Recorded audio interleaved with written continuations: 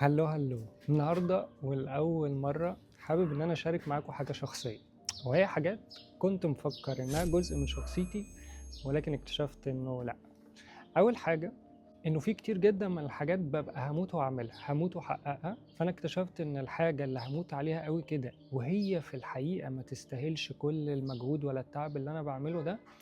بيكون جزء كبير منها هو محاولة مني لإثبات حاجة قديمة أوي زمان أنا عانيت منها، فببقى عايز أثبت إن أنا جدير أوي بيها دلوقتي. الحاجة التانية هو إن أنا كنت مفكر إن كتير جدا من عاداتي السيئة هي معناها إن أنا شخص سيء، بس أنا كنتش فاهم إن عاداتي السيئة هي كانت وسائل تأقلم قديمة مع أشياء أنا مكنتش عارف إن أنا أتعامل معاها، هي كانت أكبر من نضجي وأكبر من قدرتي واكبر من عقلي ان هو يستوعبها او يعرف يتعامل معاها، لان انا كنت لوحدي. فانا كنت بستخدم الادوات دي لان هو ده اللي انا كنت اعرفه وقتها، وان اوقات من غيرها ما كنتش هقدر انجو في هذا الوقت. انا خرجت بالعيوب دي او خرجت بالعادات السيئة دي، ولكن هي اقل ما يمكن ان انا كنت اخرج بيه بسبب الظروف اللي انا مريت بيها، وان ضعفي اوقات وان انتكاستي اوقات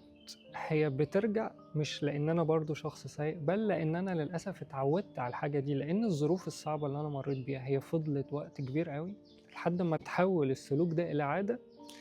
فاصبح من الصعب ان انا اتخلص منه. الحاجه التانية انه لما بمر بألم دلوقتي بحن للماضي، برجع للي فات، بس هو انا برجع للي فات لان انا متألم دلوقتي مش لان انا عايز ارجع له. الحاجة التالتة هو ان انا شايف ان الصمت والهدوء حاجة كويسة جدا، وشايف ان هما بيعكسوا شخصيتي، ولكن ما كنتش واخد بالي ان جزء منها طلع سلبية، وان انا كان في مواقف كان لازم اخد فيها موقف، كان لازم اواجه، ولكن انا اخترت الصمت والسكوت على ان هو ده النضج، مع انه لا، الموقف كان فعلا يستحق مواجهة، ما كانش يستحق سكوت ولا صمت. اخر حاجة بقى هو ان انا كنت مفكر ان التغافل عن حاجات كتيرة قوي بتخلي الشخص يحترمني، وانه عدم تعبيري او انزعاجي عنها هيخلي اللي قدامي يقدر ده ومش هيكرر ده تاني.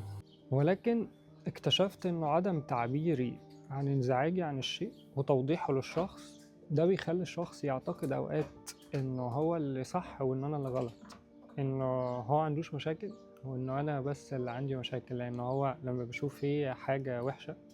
او حاجة مش عاجباه هو بيجي مباشرة يقولها،